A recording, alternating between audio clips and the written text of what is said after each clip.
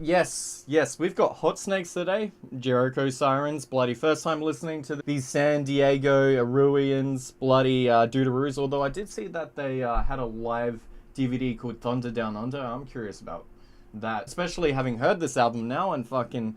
Yeah. Let's just get right into it. I need a doctor. Yeah, I need... The rising and falling barbed wire chord progressions here really give this first song and pretty much every other on this album a cutting edge, but holy shit, what an opener this one is. Like, Jesus. It's got that relentlessly catchy fucking falling riff. It almost feels like a wave breaking over the top of you. Bloody hell, lads, just... I need a doctor. You can really imagine this song being played over innumerable bloody movie scenes as well, with the desperation, the imagery. Almost like that opening scene in Reservoir Dogs where they're in the car, and he's bleeding out, fucking Tim Roth, and I need a doctor. It's just so fucking wonderfully dramatic. Candid cameras, the pumping fills and bassline really pop this short little punchy block of punk roared at the park. It's sweet, it's short, it's almost like the singer and the band just sort of half came up with a song where like, yeah, nah, actually, this will do us, yeah, nah, let's go and have a smoko. Why don't it sink in? Speaking of short songs, this one's about a minute long, but if it were any longer, it would be bloody exhausting, tell you what. And the reason is because the fucking breakneck speed here, the tempo, it's just fucking... This dirty, sort of nasty, grimy guitar riff in the background with the screaming, just... it's just, yeah, a minute long. They got it right here, I think. A minute long's nice and short and sweet, and that'll do it. 6-wave breakdown, though. Fucking, this is a fantastic beach jam. 6-wave, hold down.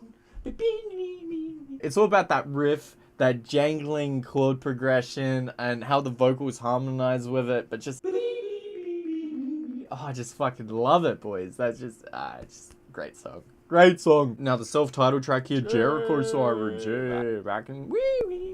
The chugging, alternating guitar riff here sets the tempo with the drums, which drives this song forward. A catchy musical phrase. The bass line underneath is deserving of just as much praise for affecting the impetus in this song. It rumbles and interplays underneath the leads with this sort of sexy, thick groove. I feel a decent amount of pain and desperation held within the dude's voice and lyrics here. That quality isn't just resigned to the song, of course, but just more noticeable here. For me, anyway. I'm also feeling a lot of Iggy Pop, like the Stooges influence on this song, in his delivery, especially at some points. Death Cat Fantasy. The guitar tone, he has a distinctly upbeat, bright, jangly indie edge in this track. Again, there's so much Stooges influence over the dude's vocals. Yet nothing stood out to me in terms of a harmony. Just sort of flew right past me without any interesting progressions either. So yeah, I kind of got bored towards the end of this song, especially having listened to it a couple times for sure. Having another, this is a pretty solid song. But what really stood out to me about this song was the guitars and the riffs. They were like happy chainsaw teeth tearing apart this song with these looping, bright, gyrations. Def Doula, yep, more of the same, but the trems here are forcibly catchy as well. Psychoactive, it's got rising riffage like a lot of the songs here. It's an infectious enough, it's beaut, mate. But the refrain in the chorus for me just didn't quite get there. Just didn't think it was catchy enough, really. It bored me, if anything. Death of a Salesman, yeah, more death, yeah. Progression here is almost like a mirror, I swear to God, of 6-wave. Even the singer's inflection at points really does mirror fucking 6-wave. Hold down. Fucking, yeah, I don't know. And it is also fitting that the record cuts itself short here, given that fact. Speaking of short, yeah, I actually did try to be short here in my descriptors and that kind of thing, because I just want to talk about the album more in an overview perspective than track to track. So yeah, his almost barked type of vocals is the perfect inflection for this type of music. Almost like a mixture of Offspring, like Iggy Pop, the Stooges, and AC/DC at times.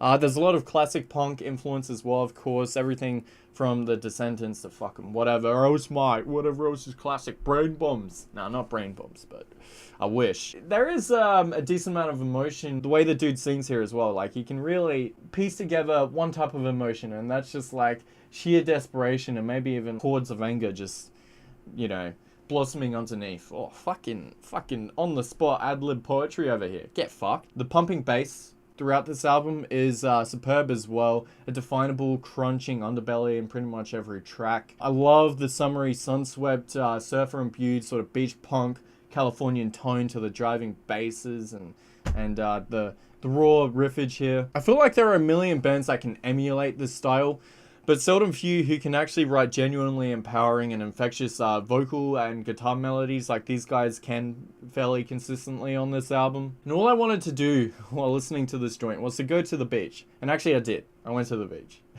And then listened to it. And it was pretty good. It was pretty bloody good, mate. It was fucking, yeah, full on tubes, bro. So the song lengths, they're mostly short and sometimes really delightfully punchy. Small doses, all delivered at fast, breakneck fucking speeds and tempos and what have you. The songwriting in general is so charged and professional and polished. It's like a bowling ball, just smashing down pins in an alley. The shortness in general does work in the album's favor, considering how abrasive the guitars and vocals can get. Not to mention the almost formulaic songwriting, including the similarities between, yeah, like Death of a Salesman and Six Wave, Hold Down.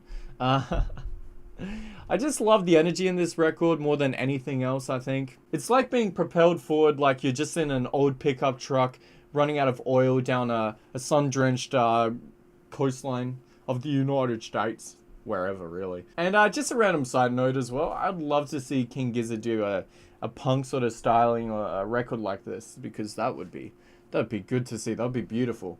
But yeah, overall, let's see here. What'd I rate this? I'd rate this 3.7 out of 5. Now, yeah, I did give it a lot of glowing praises, especially with its tone and stuff. It's just the songwriting at times is really good, but also didn't grab me in other points. And obviously the consistency in all of the elements here and the way the chord progressions, it was sort of like different motifs but similar renditions of almost the same motif. So I don't know. In terms of an album listening experience, didn't hold my attention all the way through, but still a pretty great fucking punk, surfer punk, fucking classic punk record. And well worth a listen, without a doubt. Really enjoyed this one, for sure. Really did. That's it, boys. I'll just catch you later. Just have fun. And maybe this review will be shorter than my other ones. Alright. Yeah, maybe it will, actually. Actually, where the fuck is my cursor here, boys? There it is. I found it. I found my cursor. Look at that. I'm a wizard, Harry. Alright, 10 minutes. Fucking 2. Easy, mate. That's all you need. Alright. See ya.